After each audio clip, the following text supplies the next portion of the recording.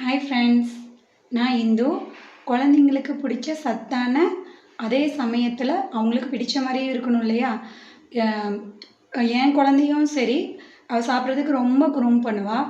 ஆனால் அடைதோசை வந்து first taste பழகிறப்ப கஷ்டமாக இருந்தது. ஆனால் கொடுத்தோன்னே நல்லா ஆசையாக சாப்பிட்டு பழகிட்டா. நாளைக்கு மார்னிங் செய்யலான்ட்டு இருக்கேன்.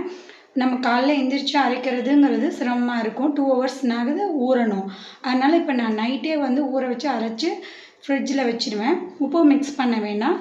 மார்னிங் நம்ம செய்கிறப்ப நம்ம உப்பு மிக்ஸ் பண்ணிக்கலாம். 1 டம்ளர் எடுத்துக்கிறேன் அளவுக்காக. 1 டம்ளர் கடலைப்பருப்பு, 1 டம்ளர் துவரம்பருப்பு,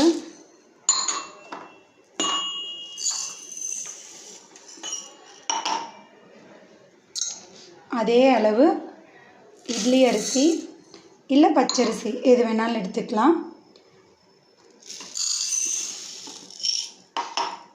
அதே அளவு உளுத்தம்பருப்பு,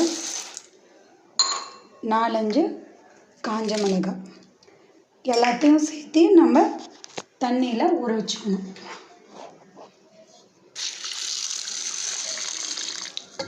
ஒரு 2 ஹவர்ஸ் ஊறின வாட்டி அதுக்கப்புறம் நம்ம மிக்ஸி ஜாரில் போட்டு அரைக்க போகிறோம். 2 ஹவர்ஸ் ஊறட்டும், அதுக்கப்புறம் நம்ம பார்க்கலாம்.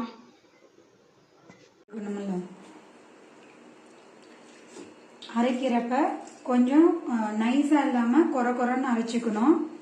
அதுக்கப்புறம் அரைச்சி எடுத்த வாட்டி நம்ம வேணும்னா என்னென்ன நம்ம ஆட் பண்ணலான்னா, சின்ன வெங்காயம் ஒரு 15, அதுக்கப்புறம் பார்த்திங்கன்னா முருங்கைக்கீரை நல்ல சத்தானது. நான் 2 டைமாக போட்டு அரைக்கிறேன். முருங்கைக்கீரை போட்டுட்டு நம்ம அப்புறம் மஞ்சள் தூள், பெருங்காயம், தேவையான அளவு உப்பு போட்டு தோசையாக வாக்க வேண்டியதுதான். அவ்வளோதான் ஃப்ரெண்ட்ஸ். நான் அரைச்சிட்டு அப்புறம் நான் மறுபடியும் ஆனியன்லாம் ஆட் பண்ணுறப்ப உங்களுக்கு காமிக்கிறேன். ஃப்ரெண்ட்ஸ், இந்த மாதிரி நரன்னு இருக்கணும். ரொம்பவும் நைஸாக இல்லாமல் ரொம்பவும் நரன்னு இல்லாமல் நார்மலாக மீடியமாக இருக்கணும். இப்போ நம்ம எடுத்து இது ஃபுல்லாக மாற்றிட்டு இந்த தண்ணி இருக்கு இல்லைங்களா, ஊற வச்ச தண்ணி, அது வந்து தேவையான அளவு இதுவே மிக்ஸ் பண்ணிக்கலாம்.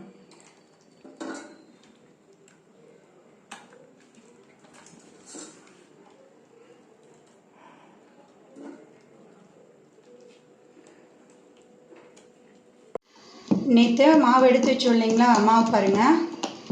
அதில் சின்ன வெங்காயம் பொடி பொடியாக கட் பண்ணலாம். அவங்கவுங்க இஷ்டத்துக்கு தகுந்த மாதிரி 5 வெங்காயம், சின்ன வெங்காயம். அதுக்கப்புறம் பார்த்திங்கன்னா பெருங்காயம் கொஞ்சம், மஞ்சத்தூள் கொஞ்சம்,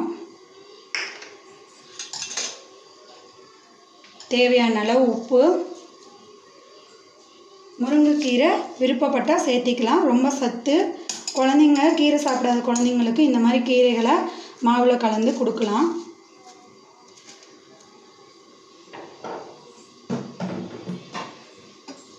நல்லா மிக்ஸ் பண்ணிக்கணும். மிக்ஸ் பண்ணுறப்ப தண்ணி பத்தலைன்னா நம்ம நேற்று மாவுக்கு எடுத்து வச்சுருந்தோம் இல்லைங்களா, தண்ணி ஊற வைக்கிறப்ப, அரிசி ஊற வைக்கிறப்ப அந்த தண்ணியை ஊற்றி மிக்ஸ் பண்ணிக்கணும்.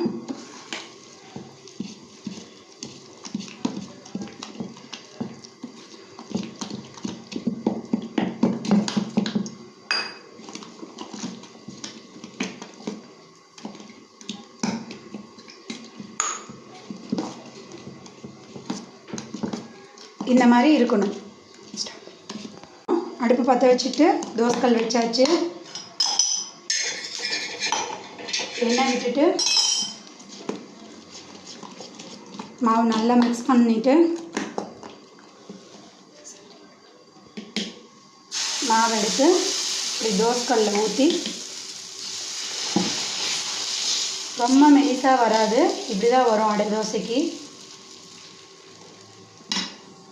இந்த மாதிரி ஊற்றிட்டு தேவையான அளவு எண்ணெய், அப்படி இல்லைன்னா நெய் உள்ளலாம். க்ளோஸ் பண்ணிவிட்டு ஒரு 2 மினிட்ஸ் கழித்து திருப்பி போட்டோம்னா தோசை ரெடி. தோசை 1 சைடு வெந்துருச்சு. இப்படி திருப்பி போட்டுட்டு லைட்டாக ப்ரெஸ் பண்ணி விடுங்க. ப்ரெஸ் பண்ணிவிட்டு மேலாப்பில் லைட்டாக எண்ணெய் ஒரு 2 நிமிஷம் விட்டுட்டு வெந்தோனையும் எடுக்கலாம். இதுக்கு தேங்காய் சட்னி தொட்டுக்கு ரொம்ப நல்லாயிருக்கும். அப்படி இல்லைன்னா நாட்டு சக்கரை, குழந்தைங்களுக்கு சாப்பிட்றாங்கன்னா நாட்டு சக்கரை கூட கொடுக்கலாம்.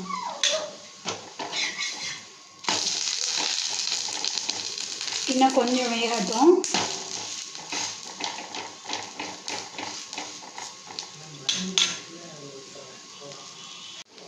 பாருங்கள் ஃப்ரெண்ட்ஸ், தோசை வெந்துடுச்சு. அவ்வளோதான். இது தொட்டுக்க தேங்காய் சட்னி, அதர்வைஸ் நாட்டு சக்கரை ஏதாவது வச்சு சாப்பிட்லாம். இவ்வளோ நேரம் வீடியோ பார்த்ததுக்கு ரொம்ப தேங்க்ஸ். Subscribe my channel.